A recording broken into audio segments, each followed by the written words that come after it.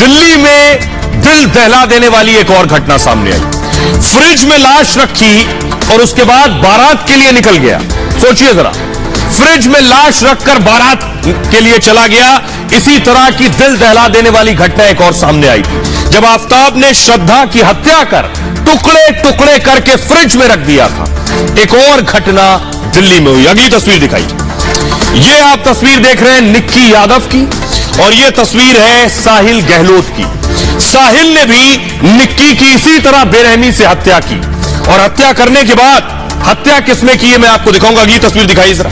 निक्की की हत्या की है। निक्की का पार्थिव शरीर पोस्टमार्टम हुआ। निक्की की बॉडी जो फ्रिज से बरामद हुई है। निक्की की हत्या कैसे की ये मैं आपको बताने जा रहा हूं। ये आप गाड़ी देख रहे हैं, वरना गाड़ी में साहिल ने हत्या की निक्की की। निक्की से विवाद के बाद साहिल ने उसकी हत्या कर दी। साहिल निक्की को कार में बिठाकर ले जा रहा था गाड़ी में। दिल्ली के कश्मीरी गेट पर दोनों के बीच झगड़ा शुरू हो गया। 10 फरवरी को साहिल की शादी थी। 9 फरवरी को कार में निक्की को शादी के बारे में बताया। 9 तारीख को निक्की और साहिल इस कार में थे। कार में बैठने के बाद बताया कि मैं तो अगले दिन शादी कर रहा हूं। निक्की ने साहिल पर शादी ना करने का दबाव बनाया कि एक दिन पहले बता रहे हो, अगले दिन तुम शादी कैसे कर सकते हो। शादी ना करने और गोवा साथ चलने की बात कही निक्की ने कि शादी मत करो, हम गोवा चलते हैं। इसके बाद साहिल ने उसे मारने का फैसला किया। बेशक कार के अंदर दोनों के बीच झगड़ा हुआ, लड़ाई हुई, जिसके बाद कार में डेटा केबल थी और उसी डेटा केबल को साहिल ने निक्की के गले में लपेट दिया और डेटा केबल से गला घोंटकर निक्की को मार डाला गाड़ी के अंदर। जिसके बाद कार में ही निक्की की मौत हो गई। निक्की का मर्डर करने के बाद साहिल घबरा गया। फिर साहिल ने इससे बचने के लिए प्लान बनाया। साहिल निक्की की लाश को लेकर दिल्ली की सड़क पर घूम रहा था। इसी तरह से गाड़ी चल रही थी। 35 किलोमीटर तक कार में लाश लेकर साहिल घूमता रहा। 35 किलोमीटर। कश्मीरी गेट से नजफगढ़ की दूरी करीब 35 किलोमीटर। नजफगढ़ के मित्राओं गांव तक शव लेकर गया। इसी गांव का रहने वाला है साहिल। अब मैं आपको बताता हूं, हत्या करने के बाद जब अपने गांव पहुंचा तो गांव से कुछ दूरी पर उसका ढाबा है। उसके बाद देखिए उसने क्या किया। यह है साहिल का ढाबा। निक्की की हत्या के बाद साहिल इस ढाबे में पहुंचता है। मित्राओं गांव में यह ढाबा है। रात 12 बजे निक्की की लाश लेकर आया। रात को 12 बजे। और उसके बाद नजफगढ़ के मित्राओं गांव में इसका फैमिली ढाबा है साहिल का। कुछ घंटे बाद ही साहिल गहलोत की शादी होने वाली। सोचिए, रात 12 बजे 9 तारीख को ढाबे पर पहुंचा और सुबह होते ही अगले दिन शादी थी। ढाबे पर शादी पहुंचने के बाद शादी की तैयारी की वजह से ढाबा बंद था दरअसल। और साहिल ने निक्की के शव को यहीं ठिकाने लगाया। वो जो आपको नीले रंग का फ्रिज नजर आ रहा है, ढाबे में यही फ्रिज रखा हुआ था नीले रंग का। और ढाबे के इसी फ्रिज में निक्की के शव को रख दिया साहिल ने। शव को फ्रिज में रखने के बाद शादी की तैयारी में जुट गया। शादी के बाद शव को कहीं शिफ्ट करने का प्लान था कि आज रात इसे फ्रिज में रख देता हूं, कल इसे शिफ्ट किया जाएगा। अब मैं आपको दिखाने जा रहा हूं साहिल के उस ढाबे की तस्वीर। कैसा दिखता है साहिल का ढाबा, ये देख रहे हैं। ये है साहिल का ढाबा। ये ढाबे की तस्वीर है जहां पुलिस पहुंची। उसके बाद ढाबे का नाम है खाओ पियो ढाबा। ये ढाबा है और ये ढाबे की तस्वीर देख रहे हैं जहां पुलिस ने पूरे ढाबे को सील कर दिया। यहीं लाकर हत्या की। ढाबे में फ्रिज रखी हुई थी। अगली तस्वीर दिखाइए। ये वो फ्रिज देख रहे हैं, ढाबे के अंदर की तस्वीर आप देख रहे हैं। ये साहिल खड़ा है। ये साहिल की तस्वीर देख रहे हैं आप। ये फ्रिज है जिस फ्रिज में उसने निक्की यादव की बॉडी को रखा था। तो ये जो तस्वीर है ये बता रही है कि आखिर साहिल ने पूरी तैयारी कर ली थी शादी के बाद निक्की के शव को ठिकाने लगाने की। साहिल ने जिस गाड़ी में निक्की की हत्या की, वहां से हमारी सहयोगी की रिपोर्ट देखिए जरा उस गाड़ी से। देखिए, ये वो कार है जिसको यहाँ पर रखा गया है। साहिल की वो कार है जिसमें उसने हत्या की थी निक्की की, और उसके बाद इसी कार से वो यहाँ पर लेकर आया था। मित्रों गांव में जो ढाबा है उसका, वहां पर इसी कार से वो लेकर आया था, और इस कार से उसने फिर उस जो निक्की का शव था वो अपने ढाबे में रखा, और उसके बाद अपनी सगाई के लिए चला गया। यही कार आज पुलिस की तरफ से जब्त की गई है, और उसके घर से जब्त की गई है। हम उसके घर पर भी गए थे, जहां पर उसके घर से कोई भी बाहर नहीं निकला। एक बार यहां से भी दिखाना चाहूंगी। देखिए, इसको हमने एक बार बताने की कोशिश की, लेकिन इसको पूरी तरीके से ढककर इसलिए रखा गया है ताकि किसी भी तरीके की सबूतों के साथ छेड़छाड़ ना हो सके, इसको बारीकी से देखा जा सके, क्योंकि इसी कार में रखकर निक्की का शव लाया था। तो ये तमाम अहम सबूत हैं जो पुलिस की तरफ से जुटाए जा रहे हैं। और उसके बाद पुलिस ने इन्वेस्टिगेशन शुरू किया। पुलिस इन्वेस्टिगेशन कर रही है। पुलिस की गाड़ी आप देख रहे हैं जो उसके ढाबे तक भी पहुंची है। ये तस्वीरें मैं आपको दिखा रहा हूं। पुलिस के लिए भी शुरू में एक परेशानी थी कि आखिर किसने फ्रिज में लाश रखी, क्यों रखी, क्योंकि पुलिस को लाश सुमिली साहिल तब तक नहीं मिला था। जरा पुलिस को सुनिए। अगर ये शादी करने के बाद ये इस बॉडी को डिस्पोज कर देता तो बाद में बहुत दिक्कत आ जाती। तो जो टाइमिंग था वो बहुत ही परफेक्ट था कि जो हमने इसको टाइमली इसको डिटेक्ट कर लिया। एक बार बॉडी डिस्पोज करता तो जैसा आपने पीछे केसेस में देखा है, फिर वो डीएनए मैच कराना, उसको लिंक करना, साक्ष्य जुटाना, और फिर उसको साक्ष्यों को चिन्हित करके इससे अक्यूज्ड या अभियुक्त से जोड़ना, उसमें काफ़ी दिक्कतें हो जाती है और ट्रायल भी काफ़ी लंबी चल जाती। तो हमारी टीम ने बहुत समय से इसको, जो मेन साक्ष्य था, बॉडी को रिकवर कर लिया वहाँ से फ्रिज की, इसकी निशानदेही पे।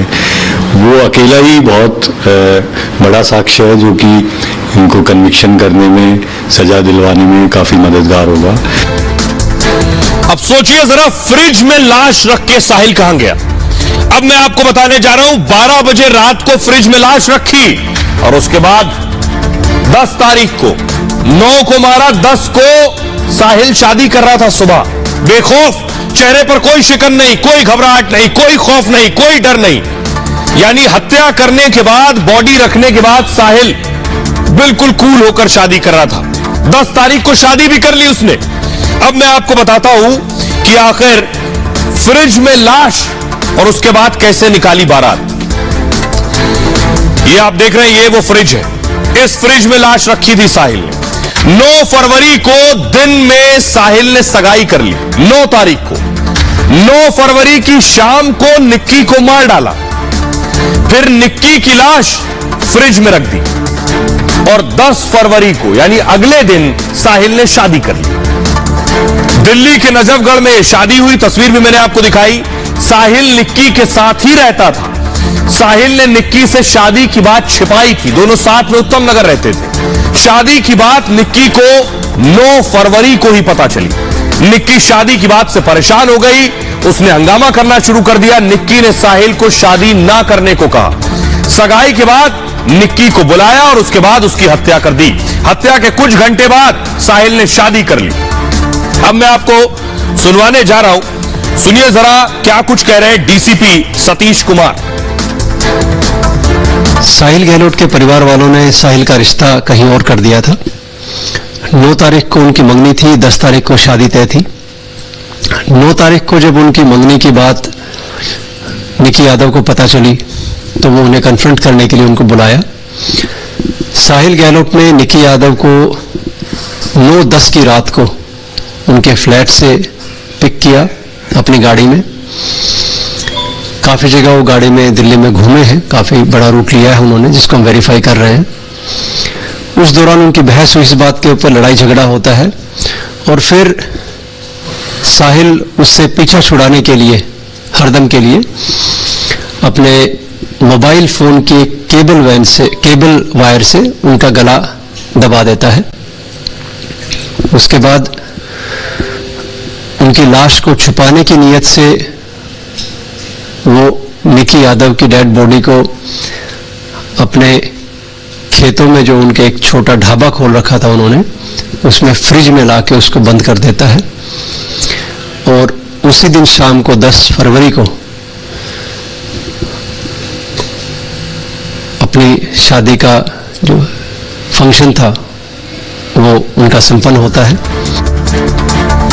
और उसके बाद साहिल के इस कारनामे के बाद कैसे साहिल को पुलिस ने गिरफ्तार कर लिया, ये आप देख रहे हैं। साहिल को पुलिस ने अरेस्ट किया है। ये है साहिल गहलोत जिसकी गिरफ्तारी की है, क्राइम ब्रांच ने गिरफ्तारी की है साहिल की, ये आप देख रहे हैं। लेकिन कैसे पुलिस ने गिरफ्तार किया, पुलिस को कैसे पता चला अचानक कि फ्रिज में बॉडी है और अचानक कैसे पुलिस पहुंच गई, ये कहानी मैं आपको बताने जा रहा हूं।